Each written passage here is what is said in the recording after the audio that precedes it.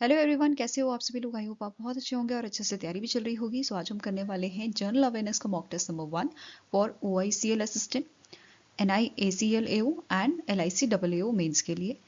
And इसमें total 40 questions आपके हैं। आउट ऑफ 40 कितना आपका स्कोर है, please let me know in the comment section. So let's begin with the session.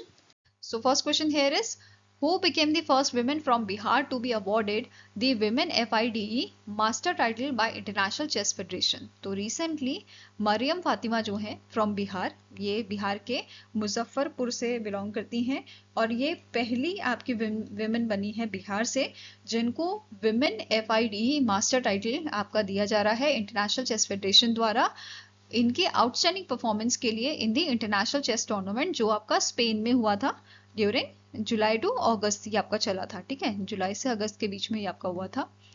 Fine, इसमें इन्होंने बहुत अच्छा परफॉर्म किया था जिसकी वजह से इनको ये टाइटल दिया जा रहा है। और इस टाइटल की अगर हम बात करें तो ये third highest women only title है after women grandmaster and women international master. ठीक है, इसके लिए रिक्वायरमेंट क्या होती है, मिनिमम 2100 FID रेटिंग पॉइंट्स होने चाहिए और जो प्लेयर है उसने एटलीस्ट 30 रेटेड गेम्स खेले होने चाहिए। ये इसकी रिक्वायरमेंट आपकी होती है। यहाँ पे आप इनकी इमेज देख सकते हैं। Now question क्या है, as per the announcement by the permanent delegation of India to UNESCO, 7 Indian sites were added to the tentative list under the natural category of a World Heritage Convention. Which of the following site is not among those site? अब आप easily से identify कर लोगे कौन सी है कौन सी नहीं है। ठीक है, पहली वाली आपकी है, ठीक है, दूसरी मेघालय वाली, this is also included. Then Naga hill ophiolite from Nagaland and Karnataka से सेंट मेरी आइलैंड क्लस्टर। तो ये चारों आपके इंक्लूडेड हैं।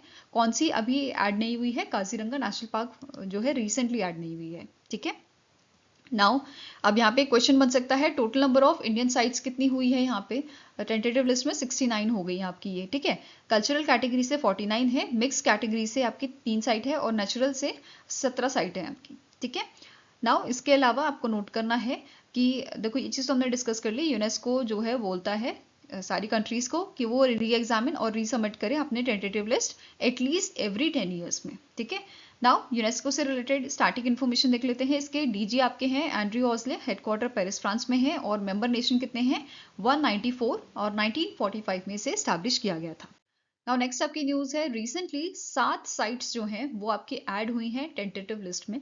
ठीक है, कौन कौन सी 7 लिस्ट हैं, Deccan traps at Panchgani and Mahabaleshwar from Maharashtra, geological heritage of saint Mary's island cluster from Karnataka, Meghalayan age caves from Meghalaya, Naga hills ophiolite from Nagaland, natural heritage of Erramatti Dibbalu from Andhra Pradesh.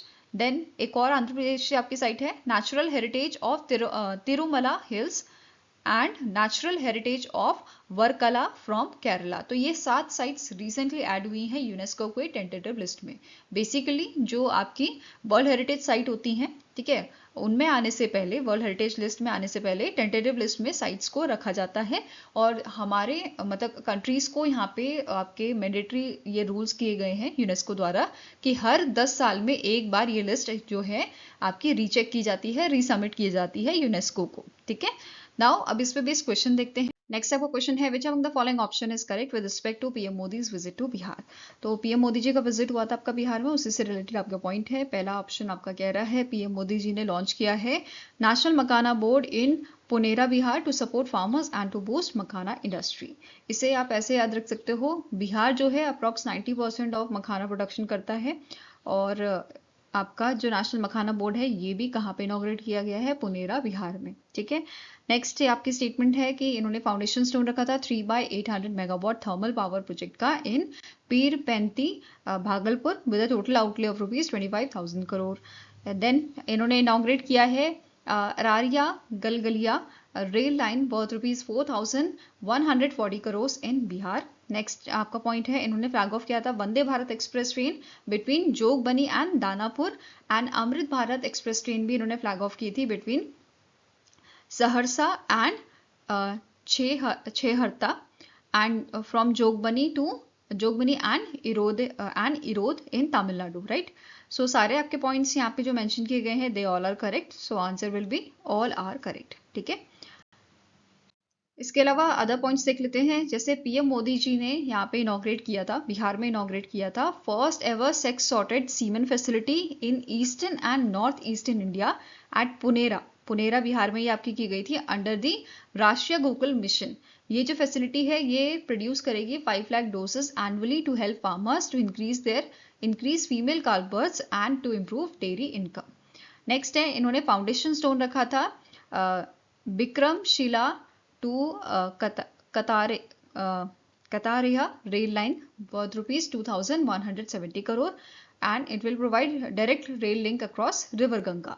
Next है आपका पीएम मोदी जी ने इनॉग्रेट किया था interim terminal building at the new civil enclave of पुनेरा airport. ठीक है, ये आपका चौथा एयरपोर्ट है जो ऑपरेशनल हुआ है बिहार में।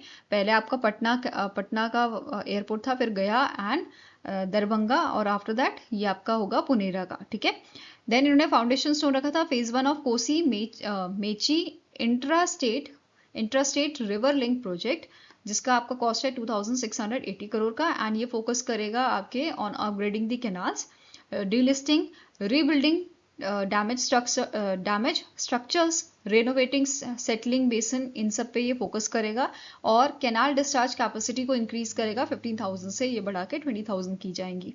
इसके अलावा इन्होंने पार्टिसिपेट किया था griha pravesh ceremonies for 35,000 rural and 5,920 urban beneficiaries under your Pradhan Mantri Awas Yojana and इन्होंने डिस्ट्रीब्यूट किया था community investment funds around 500 crore to cluster level federation under Deendayal Upadhyaya Antyodaya Yojana. Okay, next question है, during the first green hydrogen research and development conference inaugurated by the union minister Prahlad Joshi in new Delhi, a 100 crore call for purpose was launched to support startup in green hydrogen technology। तो recently new Delhi में पहली green hydrogen research and development conference हुई थी। ठीक है, अब इस conference में प्रहलाद जोशी जी ने अनाउंस किया था 100 crore call for purpose scheme. ठीक है, स्कीम के तहत यहाँ पे जो स्टार्टअप्स हैं उनको फंडिंग प्रोवाइड की जाएगी। ठीक है, इसी पे बेस्ड आपका क्वेश्चन है, under the scheme what is the maximum funding a startup can receive per project for a pilot projects in hydrogen production, storage, transport and utilisation. तो इट इज योर 5 करोड़। ठीक है, कितनी मिल सकती है? 5 करोड़ की फंडिंग मिल सकती है और एलिजिबिलिटी क्या है कि जो स्टार्टअप है वो आपका DPIIT रिकॉग्नाइज्ड होना चाहिए। ठीक है, दूसरा प्राइवेट लिमिटेड कंपनी LLP या पार्टनरशिप्स इसकी होनी चाहिए। ठीक है, रजिस्टर्ड होना चाहिए as a private limited companies, LLPs और पार्टनरशिप्स। ठीक है, देन इसकी जो ऑपरेशन है, मतलब ये जो आपकी काम कर रही है, ठीक है, ये लेस देन 10 ईयर्स इसको वर्किंग करते हुए होने चाहिए। मतलब ऑपरेशनल जब हुई है तो उसे पूरे कंप्लीट 10 ईयर्स नहीं होने चाहिए, लेस देन 10 ईयर्स चाहिए। ठीक है, एनुअल टर्नओवर कितना चाहिए? ये आपका 100 करोड़ से कम होना चाहिए और इसके लिए आप अप्लाई कर सकते हो 12 सितंबर से लेके 13 अक्टूबर तक। ठीक है, ये टाइमिंग यहाँ पे प्रोवाइड की गई है। नाउ अब बात कर रहे हैं ग्रीन हाइड्रोजन की, तो नेशनल ग्रीन हाइड्रोजन मिशन की बात भी कर लेते हैं। इसको 2023 में गवर्नमेंट ऑफ इंडिया द्वारा अप्रूव किया गया था। टोटल फंडिंग इसके लिए 19,744 करोड़ की दी गई थी। इंप्लीमेंटिंग एजेंसी कौन सी है? It is ministry of new and renewable energy और इसका टारगेट क्या है कि हमें प्रोडक्शन करनी है 5 मिलियन मेट्रिक टन की of a green hydrogen annually by the 2030 and addition यहाँ पे किया गया है 125 gigawatt of renewable energy capacity का। ठीक है, इस टारगेट में। ओके, नाउ नेक्स्ट क्वेश्चन है, विच रेगुलेटरी बॉडी लॉन्च दी बीमा सुगम इंडिया फेडरेशन वेबसाइट। सो इनमें से कौन सी आपकी रेगुलेटरी बॉडी है जिसने लॉन्च किया है बीमा सुगम इंडिया फेडरेशन वेबसाइट को स्ट्रेंथन करने के लिए इंडिया का digital public infrastructure for insurance? तो बेसिकली ये वेबसाइट लॉन्च की है IRDAI ने, insurance regulatory and development authority of India द्वारा इसको रिलीज किया गया है। और ये जो आपका प्लेटफॉर्म है, ये जो वेबसाइट है, यहाँ पे एक मतलब वन स्टॉप पोर्टल ये आपका है जहाँ पे आप बाय और कंपेयर कर सकते हो पॉलिसीज को। जैसे अलग अलग कंपनीज की पॉलिसीज हैं, ठीक है, चाहे वो लाइफ प्लान आपका हो या हेल्थ रिलेटेड पॉलिसीज हो, मोटर पॉलिसीज हो, तो उनको आप कंपेयर कर सकते हो और खरीद सकते हो इस पोर्टल से। ठीक है, इसका मेन एम है ट्रांसपेरेंसी, एफिशिएंसी और एक्सेसिबिलिटी लाना। ठीक है, इंडिया के इंश्योरेंस सेक्टर में। नाउ IRDAI की बात करें तो इसके चेयरपर्सन है अजय सेठ। इसका हेडक्वार्टर हैदराबाद तेलंगाना में लोकेटेड है और इसे 1999 में स्टैब्लिश किया गया था। ठीक है, नेक्स्ट आपका क्वेश्चन है, as per the 18th edition of a global innovation index, innovation at the crossroad, India secured the dash position with a score of 38.1 while dash topped the list with a score of dash. तो recently आपका एक report जारी किया गया है, global innovation index, innovation at crossroad, ठीक है। अब ये जो रिपोर्ट है ये बेसिकली एनुअल रैंकिंग देती है कंट्रीज की based on the innovation, based on countries innovation capacity and their outcomes. Okay, now अब यहाँ पे इस ग्लोबल इनोवेशन इंडेक्स जो है इसको टॉप किसने किया है? इसे टॉप किया है आपका स्विट्जरलैंड ने, ठीक है, जिसका ओवरऑल स्कोर आपका 66 है एंड इंडिया की पोजीशन यहाँ पे आपकी है 38th, ठीक है। Answer here is option number A, that is 38 and Switzerland ने इसे टॉप किया है। वहीं पे बाकी अगर हम कंट्रीज की बात करें, सेकेंड नंबर पे थे Sweden with 62.6 score, overall score ये है, ठीक है। नेक्स्ट आता है USA with 61.7 score, Republic of Korea with 60 score and Singapore with 59.9 score, ठीक है। इंडिया कौन से नंबर पे है? 38 नंबर पे है। और ये जो आपका इंडेक्स है रिलीज किसने किया है? WIPO ने, वर्ल्ड इंटेलेक्चुअल प्रॉपर्टी ऑर्गेनाइजेशन ने, in collaboration with Portulans institute, that is PI। Okay, अब बात करते हैं थोड़ा डीप में। अब इंडिया से रिलेटेड और क्या चीजें यहाँ पे मेंशन की गई थी इस रिपोर्ट में? अगर रीजन वाइज रैंकिंग की बात करें तो इंडिया जो है it ranked among first among the 37 lower middle income group economies, ठीक है, मतलब जो 37 लोअर मिडिल इनकम कंट्रीज हैं उनमें इंडिया ने टॉप किया है। India also topped among the 10 economies in a central and southern Asia.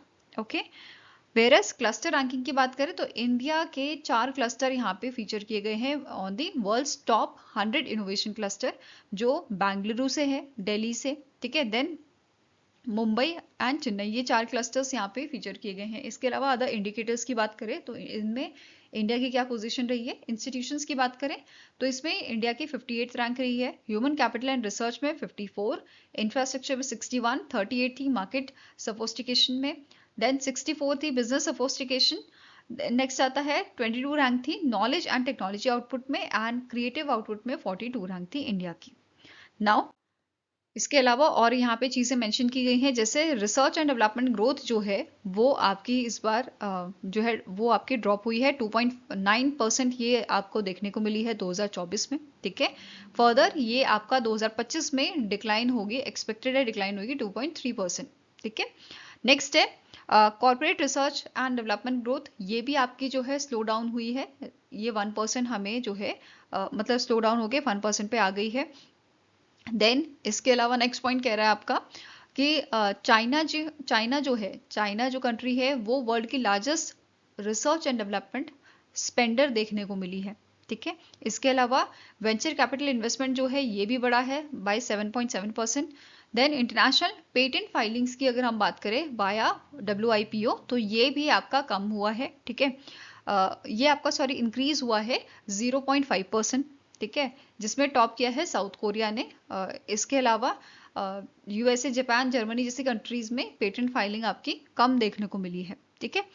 Next आपका पॉइंट है, अगर बात करें चाइना की तो चाइना जो है ये 10th पोजीशन में आया है टॉप 10 में।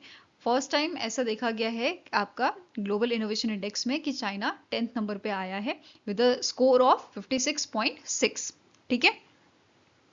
एंड ये इकलौती मिडिल इनकम कंट्री है जो टॉप 30 में भी आ पाई है, ठीक है। नाउ नेक्स्ट है 6 कंट्रीज आपकी ऐसी देखने को मिली है जिन्होंने डेब्यू किया है 2025 के इंडेक्स में, जिनका नाम आपका है सेशल्स, मलावी, लेसोथो, यूएनिया एंड कॉन्गो, ठीक है। वहीं पे fastest climbers in innovation ranking की बात करें तो इसमें टॉप किया है आपका 2023 से यहाँ पे कंपेयर किया जा रहा है, 2013 से यहाँ पे कंपेयर किया जा रहा है, और चाइना ने यहाँ पे जो है सबसे अच्छी आपकी जो है मतलब तेजी यहाँ पे दिखाई है, ठीक है, followed by India, Vietnam, Philippines and Indonesia. तो ये आपकी कुछ मिडिल इनकम इकोनॉमीज हैं जिनकी प्रोग्रेस थोड़ी आपकी सही रही है अगर हम बात करें 2013 से। वहीं पे अगर हम यहाँ पे 2019 से कंपेयर करें तो सऊदी अरेबिया जो है इसने अच्छी यहाँ पे अपनी जो है पकड़ बनाई हुई थी। देन कतार, ब्राजील, मॉरिशस, बहरीन, जॉर्डन, तो ये सारी कंट्रीज का अच्छा यहाँ पे जो है हमें पोजीशन देखने को मिली है, इंप्रूवमेंट देखने को यहाँ पे मिला है, ठीक है। इसके अलावा countries with the most innovation cluster, इसमें टॉप किया है चाइना ने, ठीक है, followed by USA and Germany.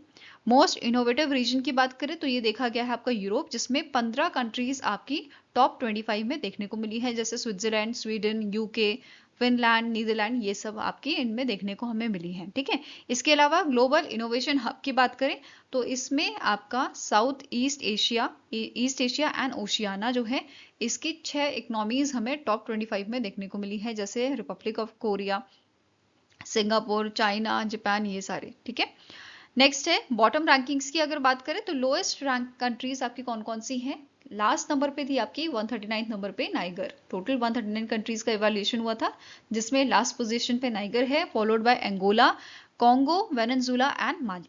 ठीक है, WIPO की बात करें, इसके डीजी करंटली है डरेन टैंग, हेडक्वार्टर इसका लोकेटेड आपका जिनेवा स्विट्जरलैंड में, और 1967 में इसकी शुरुआत की गई थी। Now next आपका क्वेश्चन है, which international organization has partnered with Department of Fisheries to develop blue port infrastructure in India under the Technical Cooperation Program, that is TCP। तो recently Department of Fisheries ने आपका partnership किया है food and agriculture organisation के साथ। ठीक है, किस चीज़ के लिए? आपके ब्लू पोर्ट इंफ्रास्ट्रक्चर के लिए। अब ब्लू पोर्ट इंफ्रास्ट्रक्चर है क्या? ये आपका smart technology integrated fishing harbour होंगे, जो environmental sustainability and operational efficiencies पे फोकस करेंगे। ठीक है, इनका एम होगा post harvest management, safety and export को इम्प्रूव करना। फाइन, यहाँ पे FAO का रोल क्या होगा? ये हमें जो है, ये डिपार्टमेंट ऑफ फिशरीज को टेक्निकल सपोर्ट यहाँ पे प्रोवाइड करेगा, प्लानिंग में, डिजाइनिंग में, ठीक है, मैनेजमेंट में एंड कैपेसिटी बिल्डिंग में। ओके, इसके अलावा इस इनिशिएटिव के तहत गवर्नमेंट ऑफ इंडिया जो है वो अप्रूव करेंगे development of 3 smart and integrated fishing harbours. कौन कौन सी जगह पे? आपका दीव का है, वनग 12, Jakhau in Gujarat and Karaikal in Puducherry. तो यहाँ 3 जगह पे अप्रूव किया गया है development of 3 smart and integrated fishing harbour, और इसकी टोटल इन्वेस्टमेंट आपकी दी गई है 369.8 करोड़ की।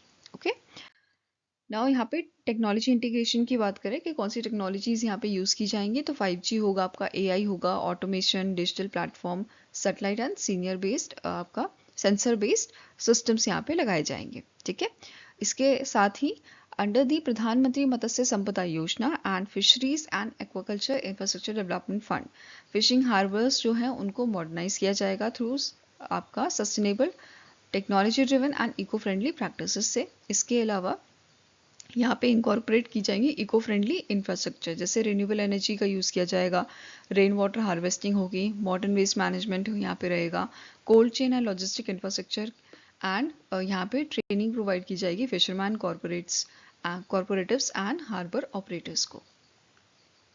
नेक्स्ट आपका क्वेश्चन है, recently in September the fisheries department of Maharashtra collaborated with which country to modernise Mumbai's historic Sassoon dock using a technology driven solution. तो recently जो महाराष्ट्र का फिशरीज डिपार्टमेंट है, इन्होंने कोलैबोरेट किया है फिनलैंड के साथ। ठीक है, किस चीज के लिए? मॉडर्नाइज करने के लिए मुंबई के सेसोन डॉक को। ठीक है, इसमें यहाँ पे टेक्नोलॉजी ड्रिवन सॉल्यूशंस जो है यूज किए जाएंगे। फाइन, इसका मेन एम है कि हम जो है एड्रेस करें ऑपरेशनल चैलेंजेस को, इम्प्रूव करें हाइजीन को, एंड हम एनहांस करें सस्टेनेबिलिटी को at this dock. Okay, Sassoon dock की बात करें तो इसकी शुरुआत आपकी 1875 से होती है। 1875 में इसको बनाया गया था by the Albert Abdullah David session, और ये पहला वेट डॉक था इंडिया का जो कंस्ट्रक्ट किया गया था आपका बॉम्बे में। Okay, now next is which bank become the first wholly owned subsidiary of a foreign bank in India to be authorized by the RBI as a agency bank to collect the GST payment। तो इनमें से कौन सा आपका foreign bank की जो है subsidy है जो बेसिकली GST पेमेंट कलेक्ट करेगी, और इस चीज के लिए RBI ने इसे अप्रूवल दिया है। ठीक है, एज अ एजेंसी बैंक। तो it is your DBS bank India जिसको ये अप्रूवल मिला है। ठीक है, अब यहाँ पे DBS बैंक का एक डिजिटल बैंकिंग प्लेटफॉर्म है DBS आइडल, उसके माध्यम से यहाँ पे GST पेमेंट की जा सकेगी, या फिर RTGS से कर सकते हैं, नेफ्ट से कर सकते हैं, OTC पेमेंट से कर सकते हैं। ठीक है,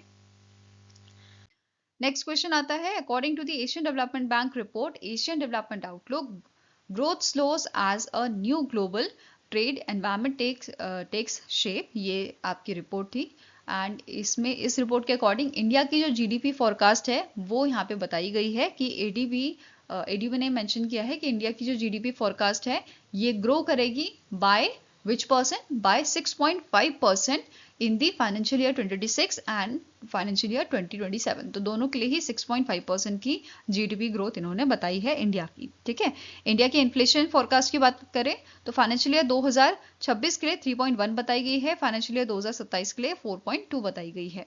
वहीं पे ईस्ट एशिया की जीडीपी भी यहाँ पे मेंशन की गई है।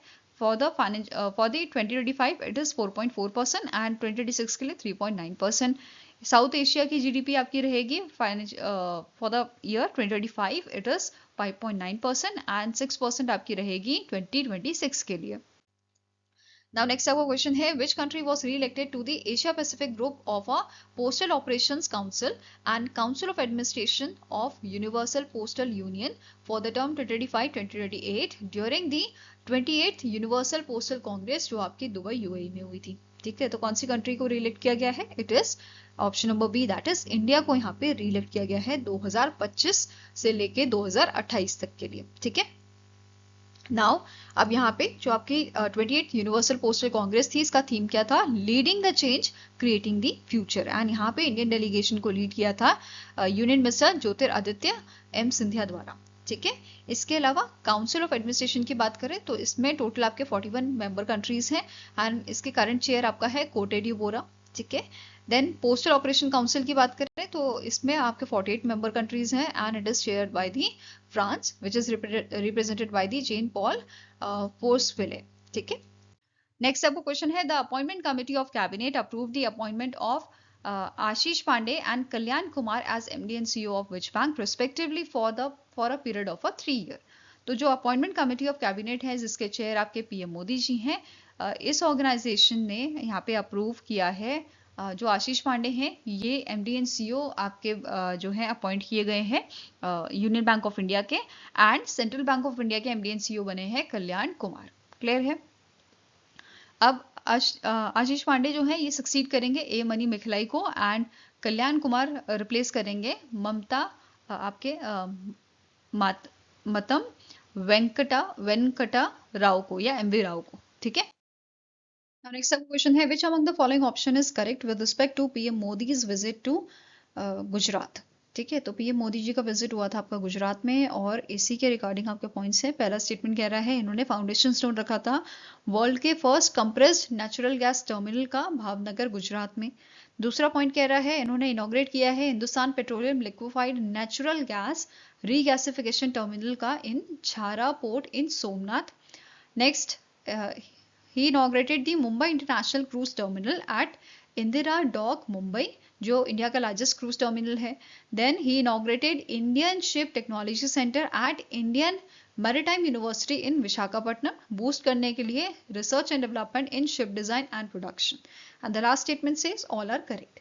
तो सारे स्टेटमेंट्स आपके करेक्ट है regarding PM Modi's visit to Gujarat. So answer here is option number E. Okay, now अब बात करते हैं थोड़ा डिटेल में। पीएम मोदी जी का जब विजिट हुआ था तो इन्होंने अटेंड किया था समुद्र से समृद्धि इवेंट को। ठीक है, जो भावनगर गुजरात में हुआ था और इसका थीम था समुद्र से समृद्धि प्रॉस्पेरिटी थ्रू ओशियंस। ठीक है, अब इन्होंने इनॉग्रेट किया था Hindustan petroleum liquefied natural gas regasification terminal को, ये तो अभी हमने पढ़ा छारा पोर्ट में। एंड साथ में ही इन्होंने acrylics and oxo alcohol project जो है इसको भी इनॉग्रेट किया था Indian oil corporation limited refinery में इन वडोदरा गुजरात। ठीक है, साथ में ही इन्होंने इनॉग्रेट किया है 45 megawatt Badeli solar photovoltaic project को and completed solarisation of a Dhordo village. Dhordo village जो है ये आपका 4th सोलर विलेज बना है गुजरात का। ठीक है, अंडर पीएम सूर्य घर योजना। साथ में ही इसको रिकॉग्नाइज किया गया है as a best village tourism as a best tourism village by the United Nation World Tourism Organization द्वारा। ठीक है, साथ में ही पीएम मोदी जी ने फाउंडेशन स्टोन रखा था for the expansion of Guru Gobind Singh government hospital Jamnagar में, 4 laning of a 70 kilometres national highway, LNG infrastructure and renewable energy projects and coastal protection works के लिए। देन वर्ल्ड के first CNG terminal brownfield port Bhavnagar में and expansion of sir T general hospital का। इसके अलावा इन्होंने inaugurate किए थे बहुत सारे प्रोजेक्ट्स एंड फाउंडेशन स्टोन, ठीक है, जिसका आपका कॉस्ट है ₹5200 करोड़ का भावनगर में। इनमें से कौन कौन से आपके इंक्लूडेड हैं, जैसे इन्होंने इनॉग्रेट किया है रीजनल साइंस सेंटर जो 20 एकड़ में आपका फैला हुआ है और इसको बनाने की कॉस्ट है 100 करोड़ की, ठीक है। देन आपका इसके अलावा अदर प्रोजेक्ट्स हैं, साउनी योजना पैकेज 7 यहाँ पे जो है इनॉग्रेट किया गया था। फिर 25 megawatt Palitana solar PV project, Awadh कृपा प्लास्टोमेक प्राइवेट लिमिटेड कंटेनर। देन प्रधानमंत्री किसान ऊर्जा सुरक्षा एवं उत्थान महाअभियान, जिसके तहत 475 megawatt component C solar feeder for farmers यहाँ पे आपका इनॉग्रेट किया गया है। Then 600 megawatt green shoe initiative a power project यहाँ पे आपका इनॉग्रेट किया गया था। इसके अलावा इन्होंने फाउंडेशन स्टोन रखा है और इनॉग्रेट किए हैं प्रोजेक्ट्स अराउंड 267 करोड़ के भावनगर में, जिसमें 45 million litre per day sewage plant included है, road and sewage works. Then Chanch anti sea erosion project 56 crore का आपका, ठीक है। फिर Junagadh Vanthali water scheme 38.27 crore का। Fish landing centre at Dhamlej 39.46 crore का, ठीक है। इसी के साथ पीएम मोदी जी ने वर्चुअली इनॉग्रेट किए हैं बहुत सारे प्रोजेक्ट्स एंड फाउंडेशन स्टोन भी रखा है आपके multiple maritime sector development projects का, जिसका आपका वर्थ है अराउंड ₹7,870 करोड़ का। जिसमें पहला आपका पॉइंट क्या बोल रहा है, बूस्ट करने के लिए मैरीटाइम ग्रोथ को इन्होंने डेडिकेट किए हैं 21 MOUs वर्थ ₹66,025 करोड़ के under ministry of port shipping and waterways, ठीक है।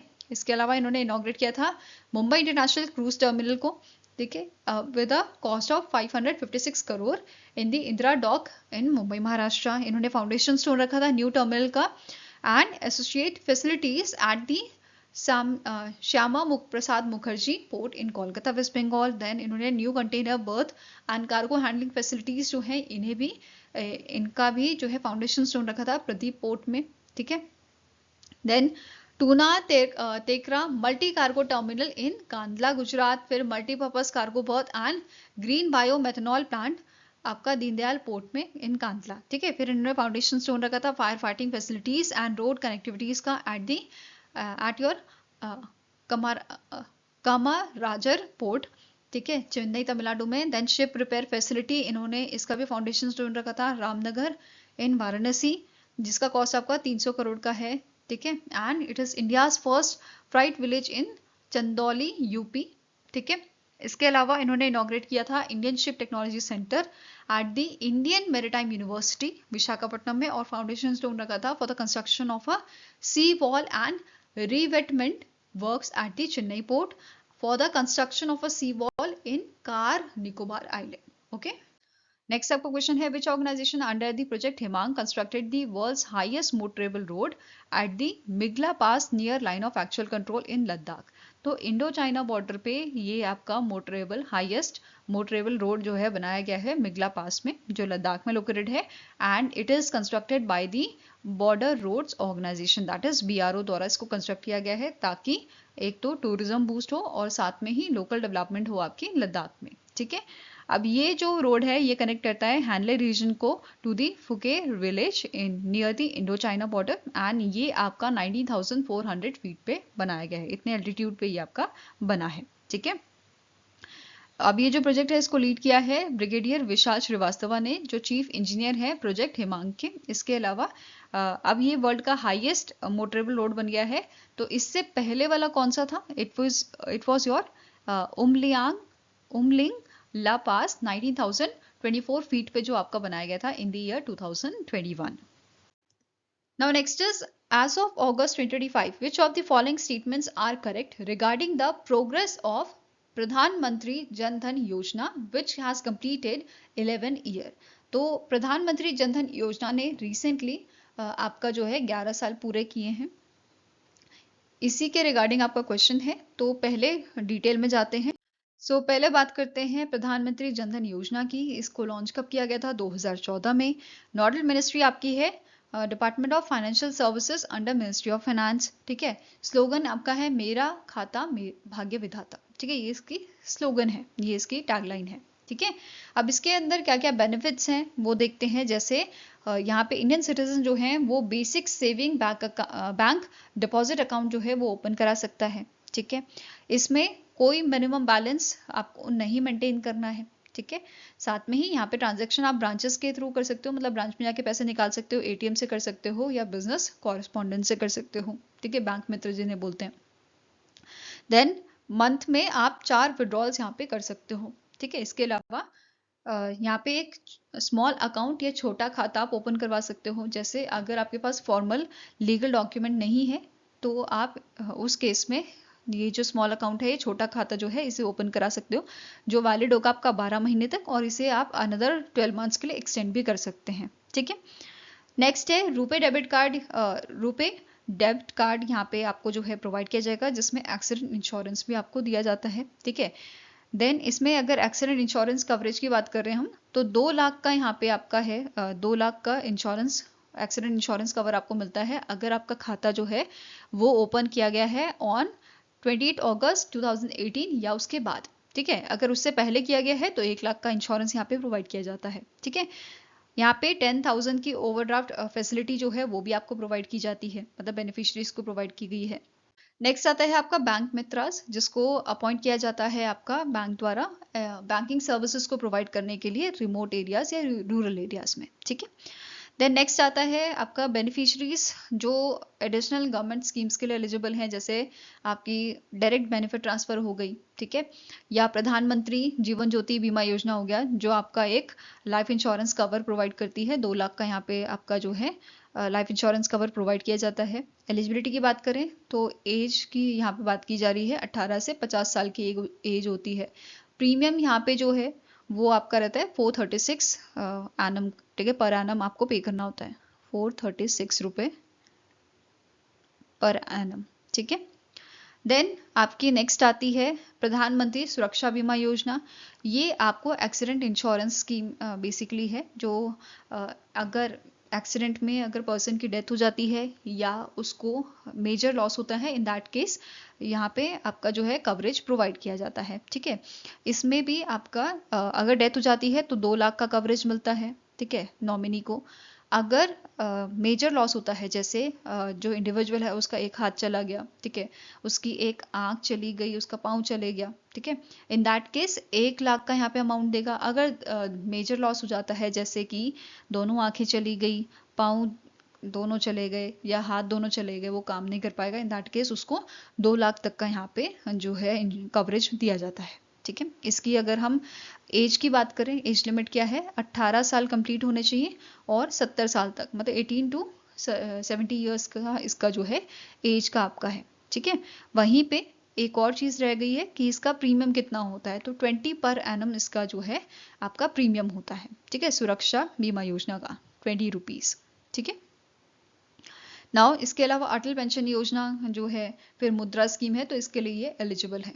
ओके, नाउ नेक्स्ट बात करते हैं अचीवमेंट की, प्रधानमंत्री जनधन योजना स्कीम की। तो इस स्कीम ने जो लॉन्च फेज था उसी टाइम पे गिनीज वर्ल्ड रिकॉर्ड बनाया था, जिसमें नियरली 1.8 करोड़ बैंक अकाउंट आपके ओपन किए गए थे इन अ सिंगल वीक। ठीक है, इसके अलावा अकाउंट ग्रोथ की अगर हम बात करें तो यहाँ पे 14.72 करोड़ आपके अकाउंट जो है वो ओपन किए गए थे इन 2015। वहीं पे अगर हम 2025 की बात करें तो यहाँ पे 56.16 करोड़ अकाउंट जो हैं अभी आपके ओपन कराए गए हैं इस स्कीम के तहत। ठीक है, इसमें 67% जो है rural and semi urban area से बिलोंग करते हैं, वहीं पे 33% आपके अकाउंट जो हैं वो अर्बन और मेट्रो एरियाज में ओपन किए गए हैं, जिसमें से टोटल अगर हम बात करें 100 में से 56% जो अकाउंट्स हैं अंडर दी प्रधानमंत्री जनधन योजना, ये वुमेन्स के अकाउंट्स हैं, ऐसा यहाँ पे मेंशन किया गया था। इसके अलावा टोटल डिपॉजिट इसमें आपका अभी हो गया है 2,67,756 करोड़ का।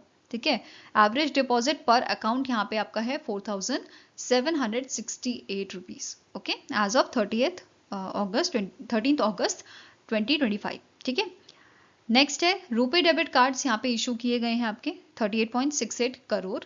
इसके अलावा डिजिटल ट्रांजैक्शन यहाँ पे आपकी बड़ी हैं 2,338 करोड़, जो आपकी फाइनेंशियल ईयर 2019 में थी, अब इससे इंक्रीज होकर ये आपका 22,198 करोड़ पहुंच गया है फाइनेंशियल ईयर 2025 में। क्लियर है?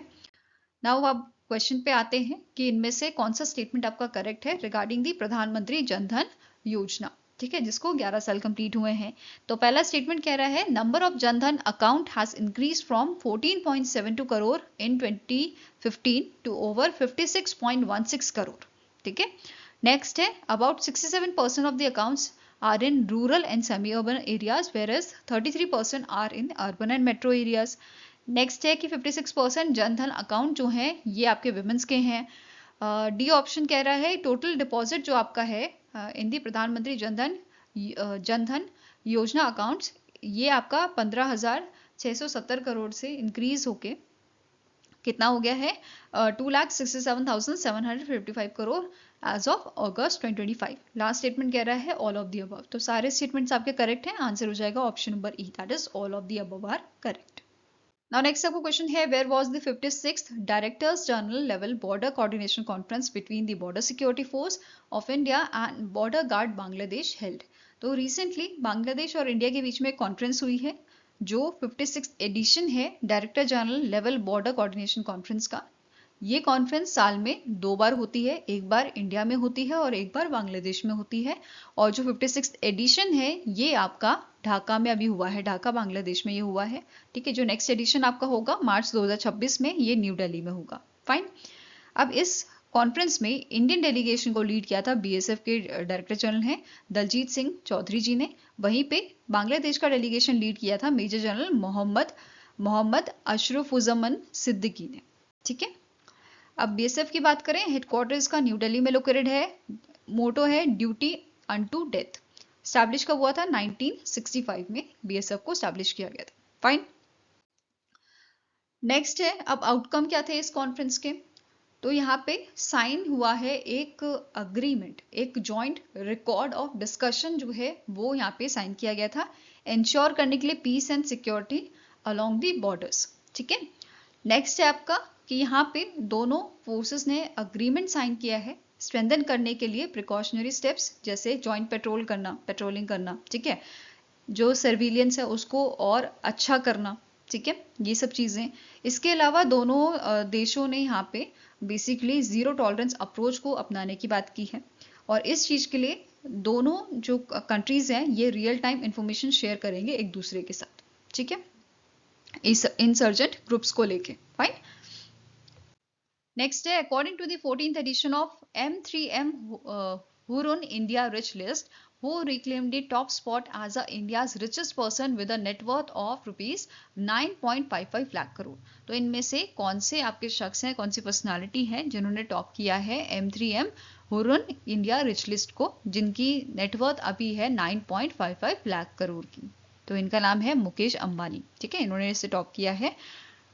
नाउ यहाँ पे अदर लिस्ट अगर हम देखें, अदर सेकेंड नंबर पे गौतम अदानी है, Gautam Adani and family. Then third पे आपका है Roshni Nadar and family. Fourth पे Cyrus S Poonawalla and family. Fifth पे आता है Kumar Mangalam Birla and family. Okay, now इसके अलावा अदर डिटेल्स की बात कर लेते हैं। जैसे अगर हम बात करें बिलियनरी के कैटेगरी में इन बॉलीवुड, तो सबसे हाईएस्ट जो नेटवर्थ है वो है आपकी शाहरुख खान की, followed by Juhi Chawla and third number पे ऋतिक रोशन है। वहीं पे बिगेस्ट गेनर जिन्होंने सबसे ज्यादा इंप्रूव किया है तो ये आते हैं आपके Neeraj Bajaj and family and then Vijay Shekhar Sharma, ठीक है। यंगेस्ट बिलियनियर की बात करें तो इनका नाम है अरविंद श्रीनिवास, फाउंडर हैं एआई स्टार्टअप परप्लेक्सिटी के। देन टॉप प्रोफेशनल मैनेजर्स की बात करें हम रिचेस्ट, तो जयश्री उल्ला, देन आपके आते हैं सत्य नडेला, निकेश अरोरा। ओके, इसके अलावा विमेंस की अगर हम बात करें तो 101 विमेंस इस लिस्ट में आपकी शामिल हुई थी, ठीक है। यंगेस्ट सेल्फ मेड विमेन है आपकी डॉक्टर गरिमा शिवहाने, ठीक है। नेक्स्ट आते हैं यंगेस्ट डेब्यूटेंट, इनका नाम है आपका काव्यला वोरा, पार्टनर आदित्य पलीचा, ठीक है। इसके अलावा हुरन की अगर हम बात करें, हुरन रिपोर्ट की, तो इसके सीईओ हैं रूपर्ट होंगेवर्फ, हेडक्वार्टर इसका लंदन में लोकेटेड है, लंदन यूके में। Now next up question है who was elected as the 37th president of BCCI Board of Control for Cricket in India at its 97th annual general meeting जो आपकी मुंबई महाराष्ट्र में हुई थी. So इसके BCCI के नए आपके प्रेसिडेंट बनाए गए हैं मिथुन मानस. ठीक है, मनास. आंसर आपका यहाँ पे हो जाएगा, it is option number D. इन्होंने सक्सीड किया है रॉजर बेनी को. एंड BCCI के CEO की बात करें, इनका नाम है हिमांग एमएन. इससे स्टैब्लिश किया गया था 1928 में और इसका हेडक्वार्टर आपका मुंबई महाराष्ट्र में लोकेटेड है. नेक्स्ट क्वेश्चन है which state emerged as a leader among the states with the energy consumption above 15 million tons of oil equivalent in the 6th edition of State Energy Efficiency Index 2023-2024 which is released by the Ministry of Power.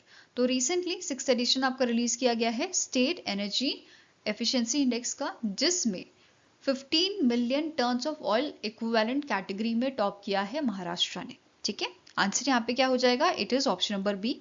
वहीं पे अगर हम बात करें आपके बाकी other groups की, हमने बात की अभी ग्रुप 1 की जिसमें 15 मिलियन टन्स ऑफ इक्विवेलेंट जो है इस कैटेगरी में टॉप किया है महाराष्ट्र ने. वहीं पे जो ग्रुप 2 आता है आपका, इसमें 5 to 15 million tons of oil equivalent होता है, इसमें टॉप किया है आपका आंध्र प्रदेश ने. देन ग्रुप 3 में टॉप किया है असम ने और ग्रुप 4 में टॉप किया है त्रिपुरा ने. ठीक है, अब एक क्वेश्चन बन सकता है कि स्टेट एनर्जी एफिशिएंसी इंडेक्स जो है इसे बनाता कौन है. ठीक है, तो bureau of energy efficiency and alliance for energy efficient economy, ये दोनों ऑर्गेनाइजेशन इसको डेवलप करती हैं, प्रिपेयर करती हैं.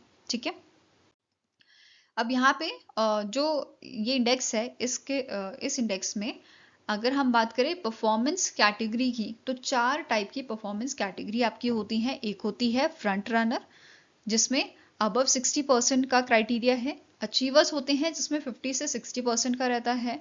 कंटेंडर्स होते हैं 30 to 50% एंड एस्पिरेंट होते हैं लेस देन 30%. ठीक है, तो अब यहाँ पे इन कैटेगरी पे बेस्ड आपके जो स्टेट्स हैं जिन्होंने टॉप किए हैं वो हैं फ्रंट रनर कैटेगरी में आंध्र प्रदेश, कर्नाटका, महाराष्ट्र, तेलंगाना, तमिलनाडु हैं.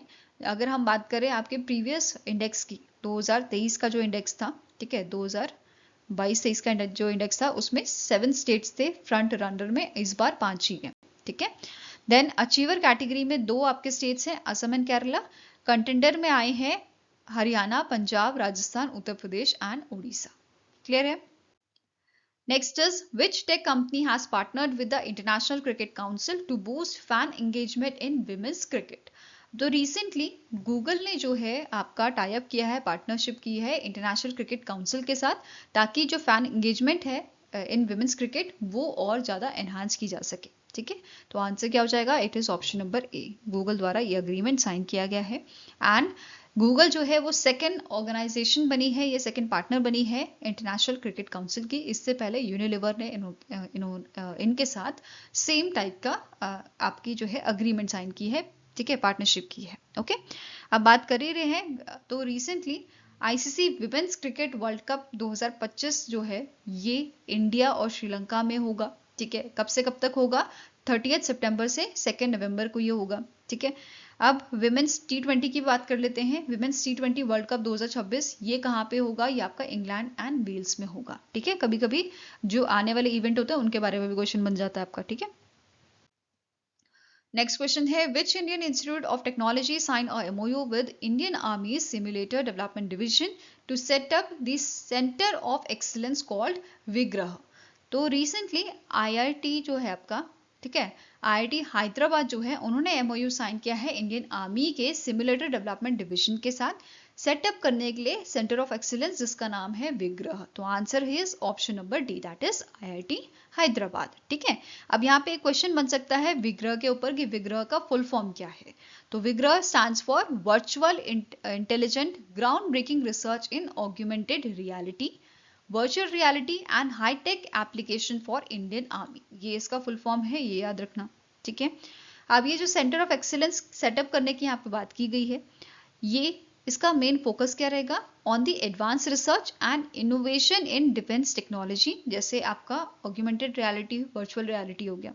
ठीक है, आर्टिफिशियल इंटेलिजेंस, रोबोटिक्स, इनमें इसका मेन फोकस रहेगा. और ये दोनों ऑर्गेनाइजेशन जॉइंटली जो है एकेडमिक प्रोग्राम्स यहाँ पे स्टार्ट करेंगे, ठीक है। जो सेंटर ऑफ एक्सीलेंस है ये लॉन्च करेगा training and certification programme in emerging technology and internship opportunities ये प्रोवाइड करेंगे आपके आईआईटी हैदराबाद के स्टूडेंट्स को, ठीक है, कि ये इंडियन आर्मी के सिमुलेटेड डेवलपमेंट डिवीजन में जो है बेसिकली इंटर्नशिप अपॉर्चुनिटी इनको प्रोवाइड की जाए, ठीक है।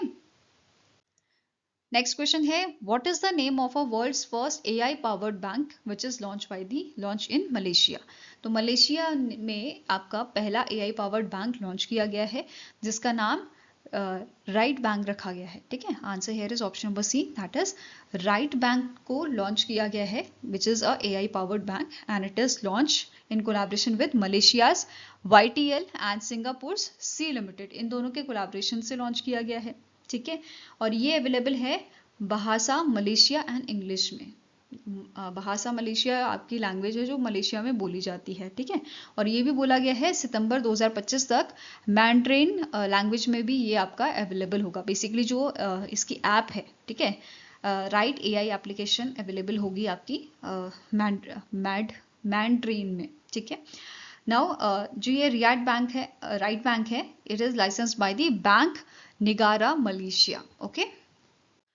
नेक्स्ट आपको क्वेश्चन है recently in August Indian highways management company limited sign a agreement with which of the following banks to implement India's first comprehensive multi lane free flow tolling system. तो recently आपका जो ICICI bank है इस bank ने agreement sign किया है Indian highways management company limited के साथ कि ये सेटअप करे, ये इम्प्लीमेंट करे इंडिया का पहला comprehensive multi lane free flow tolling system, ठीक है। अब यहाँ पे कमेंट सेक्शन में मुझे बताइएगा आईसीआईसीआई बैंक के करंट एमडी एंड सीईओ कौन है, ठीक है। अब यहाँ पे पायलट प्रोजेक्ट जो है वो लॉन्च किया गया है इसका चौरियासी फी प्लाजा ऑन NH48 गुजरात में। और इसी तरीके का एक और अग्रीमेंट साइन हुआ है किस चीज के लिए, सेटअप करने के लिए मल्टी लेन फ्री फ्लो आपके हरियाणा में NH44 पे, ठीक है। Now next question है which insurance company requested SEBI to reclassify its status from a promoter shareholder to public shareholder in IDBI Bank। तो recently LIC जो है, ठीक है, लाइफ इंश्योरेंस कॉर्पोरेशन इंडिया जो है, इन्होंने आपका सेबी को बोला है कि इनका जो स्टेटस है, ठीक है, वो अब प्रमोटर शेयर होल्डर का जो था अब उसको रिक्लासीफाई करके पब्लिक शेयर होल्डर कर दिया जाए। बेसिकली अगर प्रमोटर शेयर होल्डर होता है तो इन दैट केस जो कंपनी है वो एक तरह से इन्वॉल्व होती है, जो मेजर डिसीजन आपके होते हैं, ठीक है, जैसे आपका कुछ इंपॉर्टेंट डिसीजन होंगे, ठीक है, कंपनी के, तो वो इसमें इन्वॉल्व होंगे। जो पब्लिक शेयर होल्डर है इसमें जो है कोई भी कंट्रोल नहीं होता, जैसे LIC के पास कोई कंट्रोल नहीं होगा आपकी IDBI बैंक में कि इसमें क्या डिसीजन लिए जा रहे हैं, ठीक है। तो पहले LIC के पास ज़्यादा शेयर होल्डिंग थी IDBI बैंक की, तब इसके पास प्रमोटर शेयर होल्डर का जो है स्टेटस था। अब ये बोल रही है जब हमारे शेयर कम हो गए हैं तो हमें आप पब्लिक शेयर होल्डर में डाल दीजिए, ये स्टेटस हमें दे दीजिए, ठीक है। तो आंसर आपका हो जाएगा it is option number C. Current share holding की बात करें तो LIC के पास 49.24% की शेयर होल्डिंग है, ठीक है। गवर्नमेंट ऑफ इंडिया की 45.49% की है। क्लियर है।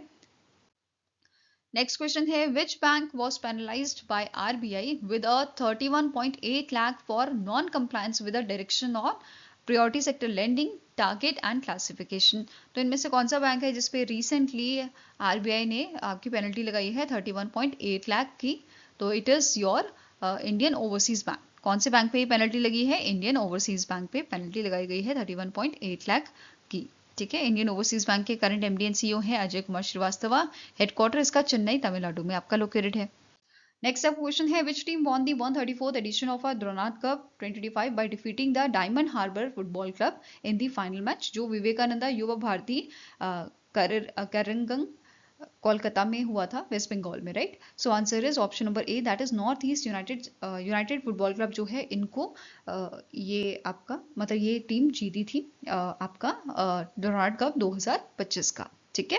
अब यहाँ पे जो विनर थे उनको प्राइज मनी दिया गया है 1.21 करोड़ का और रनर अप को 60 लाख का ये प्राइज मनी दिया गया है। और यहाँ पे आप देख सकते हैं अवार्ड कौन कौन से दिए गए हैं। गोल्डन प्लेयर मिला है, golden player and golden boot दिया गया है एडीन एजारिये को, एंड गोल्डन ग्लव दिया गया है गुरमीत सिंह को। नेक्स्ट क्वेश्चन है which company received approval from IRDAI to for its composite corporate agent licence. तो IRDAI ने रिसेंटली आपका कॉर्पोरेट एजेंट लाइसेंस दिया है फटाक पे इंश्योरेंस सॉल्यूशंस को। ठीक है, तो आंसर आपका यहाँ पे हो जाएगा it is your option number D.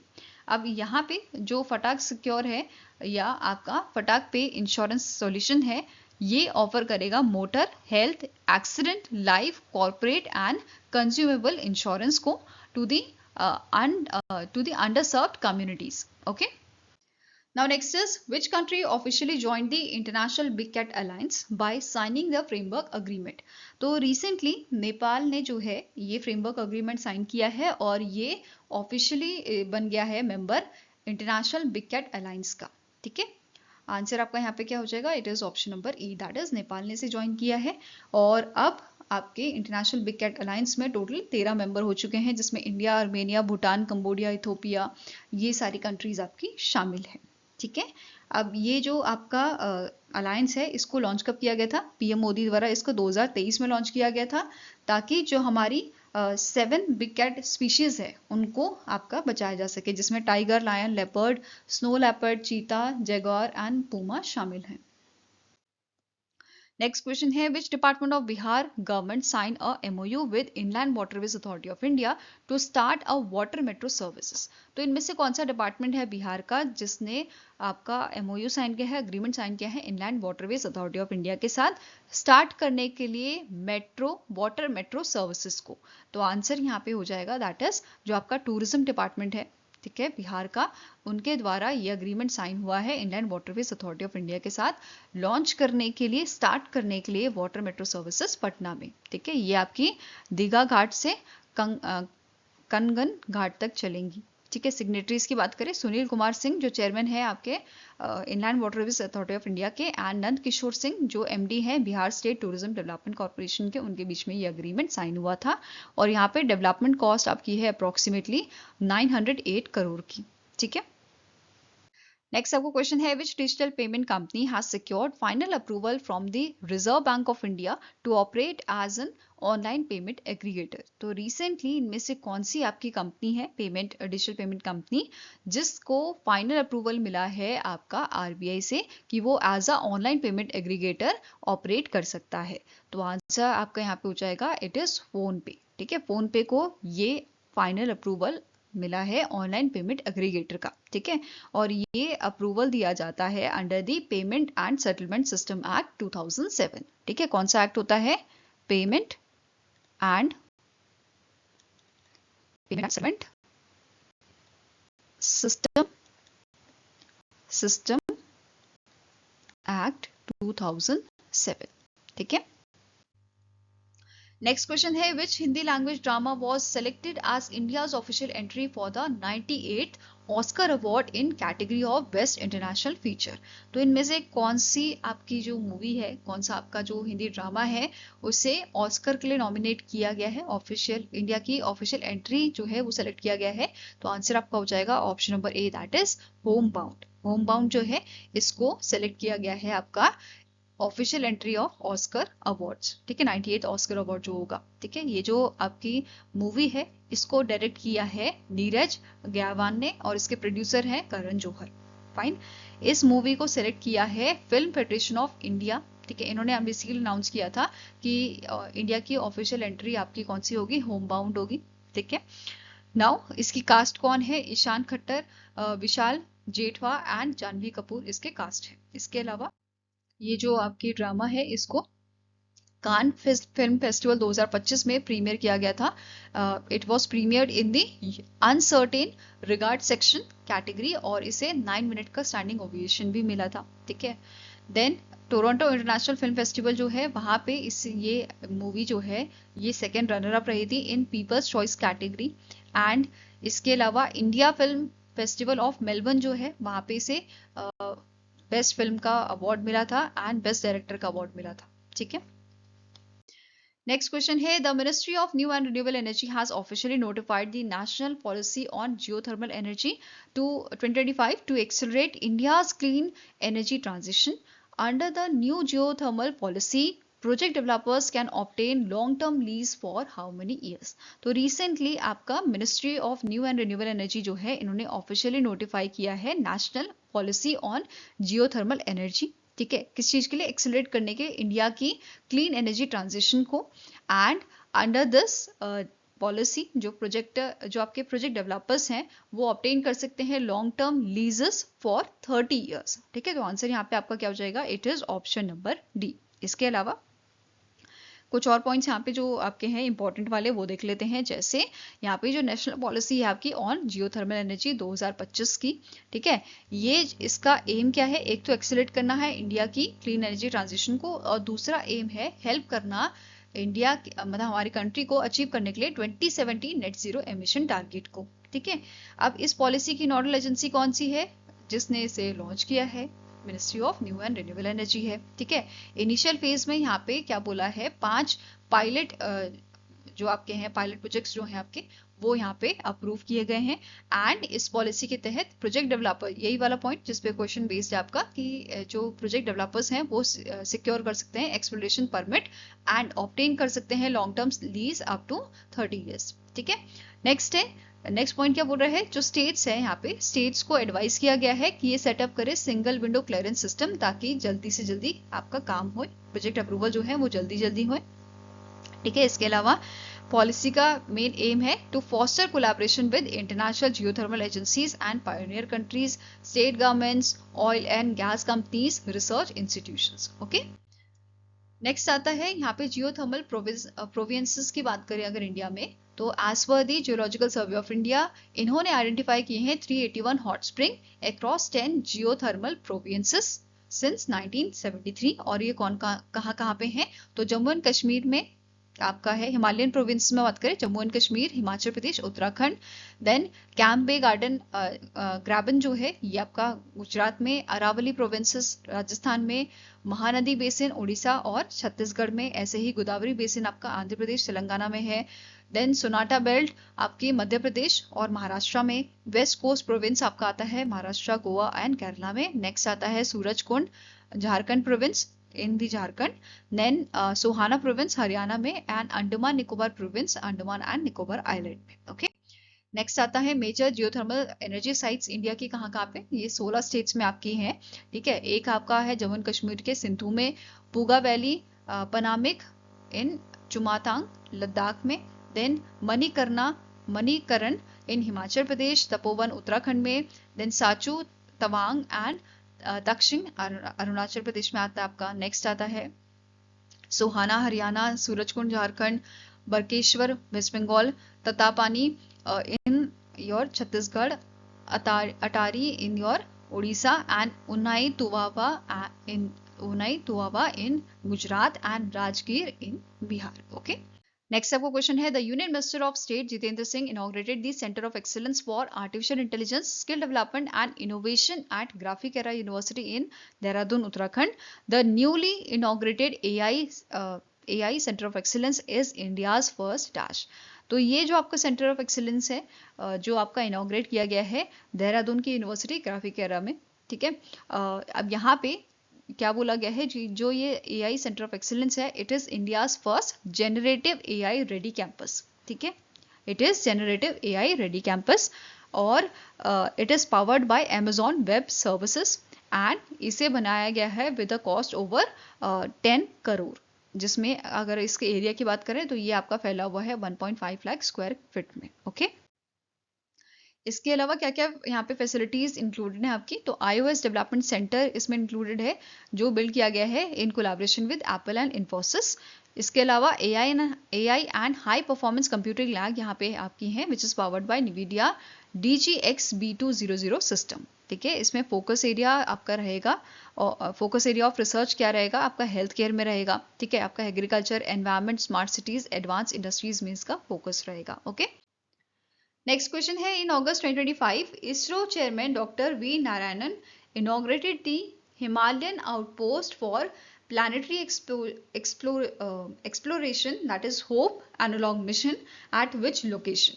तो रिसेंटली इसरो के चेयरमैन ने इनॉग्रेट किया है होप एनालॉग मिशन को Himalayan outpost for plenary exploration, इसका फुल फॉर्म याद रखना, ये इंपॉर्टेंट है, ठीक है।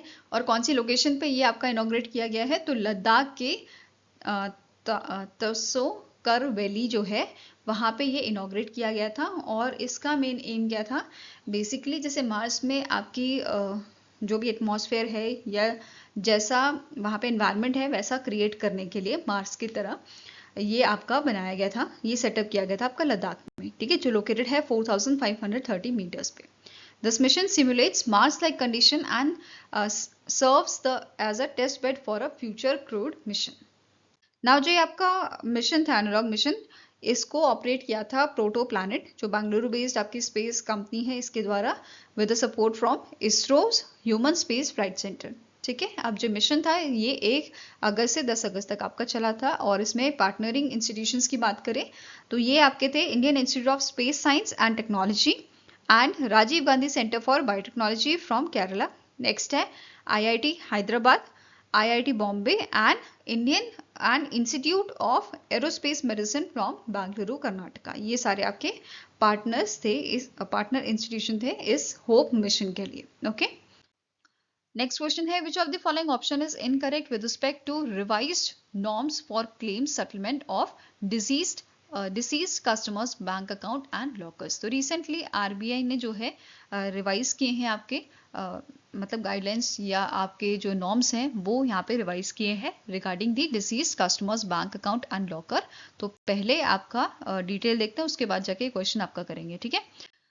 तो यहाँ पे क्या बोला गया है कि इम्प्लीमेंटेशन जो है इसका वो 31 मार्च 2026 तक यहाँ पे होना चाहिए, मतलब जो भी आपकी गाइडलाइंस रिवाइज की गई हैं उनको इम्प्लीमेंट कब तक करना है, 31 मार्च 2026 तक, ये सारे बैंकों को बोला गया है। दूसरा है यहाँ पे एप्लीकेबिलिटी की बात करें तो डिपॉजिट अकाउंट जो है डिसीज कस्टमर का and safe deposit locker and articles in a safe custody, तो ये चीज़ें आपकी यहाँ पे रहेंगी, ठीक है, जिनके बेसिस पे ये रूल आपके जिनके लिए ये रूल आपके बनाए गए हैं, रिवाइज किए गए हैं, ठीक है। क्लेमिंग प्रोसेस कैसे होगा, अगर तो नॉमिनी यहाँ पे मेंशन किया गया है, ठीक है, इफ अ नॉमिनी और अ सर्वाइवरशिप क्लॉज एग्जिस्ट, अगर कोई क्लॉज यहाँ पे है फिर तो उसके अकॉर्डिंग काम होएगा। एंड जो बैलेंस है आपका ये डायरेक्टली पे किया जाएगा नॉमिनी को, nominee of the account holder, ठीक है। अगर कोई नॉमिनी नहीं है, कोई क्लॉज यहाँ पे नहीं है, in that case simplified procedure यहाँ पे फॉलो किया जाएगा for claims below threshold limit. अब थ्रेशोल्ड लिमिट क्या है, ये आपके कॉर्पोरेटिव बैंक और जो अदर बैंक्स हैं उनके लिए अलग है। जैसे कॉर्पोरेटिव बैंक के लिए थ्रेशोल्ड लिमिट यहाँ पे 5 लाख है, 5 लाख है, एंड अदर बैंक्स के लिए ये आपका 15 लाख है, ठीक है। देन यहाँ पे टाइमलाइन क्या है फॉर क्लेम सेटलमेंट, जैसे डिपॉजिट अकाउंट की अगर हम बात करें तो यहाँ पे क्लेम जो है वो आपका with in 15 calendar day settle होना चाहिए after receiving all the required document, जो भी रिक्वायरमेंट चाहिए होंगे, ठीक है। नेक्स्ट आता है लॉकर की अगर हम बात करें तो बैंक जो है इनको कॉन्टैक्ट करना होगा क्लेमेंट्स को एंड सेट करना होगा inventory date within 15 days. तो ये सब यहाँ पे मेंशन किया गया है। इसके अलावा अगर ये चीज़ बैंक फॉलो नहीं करता है, इन दैट केस जो डिपॉजिट आपका डिपॉजिट अकाउंट है, इन दैट केस आपका जो इंटरेस्ट है, ठीक है, वो आपका इंटरेस्ट एट बैंक रेट जो है +4% PA यहाँ पे बैंक देगा। इसके अलावा लॉकर एंड सेफ कस्टडी की बात करें तो यहाँ पे अगर डिले होता है, in that case per day का 5000 रुपीज इन्हें देना होगा, मतलब बैंक को देना होगा, ओके। नाउ क्वेश्चन है आपका क्या है यहाँ पे कि कौन सा आपका स्टेटमेंट जो है वो इनकरेक्ट है। तो पहला स्टेटमेंट क्या बोल रहा है, RBI जो है इन्होंने मैंडेट किया है that the bank must settle claims related to deceased customer deposit account within 15 calendar days of receiving all requirement document. Next है कि जो रिवाइज नॉर्म्स है they are applicable to deposit account, safe deposit locker and articles kept in the safe custody by deceased customer. Next है for claims related to safe deposit locker or safe custody articles, bank must contact the claimant and fix the inventory date within 20 days of receiving the claim. Next है if a deposit account has nominee or is operated under the survivorship clause, the bank must release funds to the nominee or survivor without requiring legal document. Next आता है the threshold limit for simplified claim settlement without legal document is 5 lakh for corporate banks and 15 lakhs for all other banks. तो यहाँ पे एक statement incorrect है which is option number C, कि यहाँ पे विद इन 15 डेज में जो है काम होना चाहिए, बट मेंशन किया है 20 डेज, तो this is the incorrect statement. Okay, next question है भारत संचार निगम लिमिटेड दैट इज BSNL जो है इसने 4 कंपनीज के साथ MOU साइन किया है। It signed MOU with 4 global tech companies promote करने के लिए 5G, artificial intelligence, machine learning and digital skills को।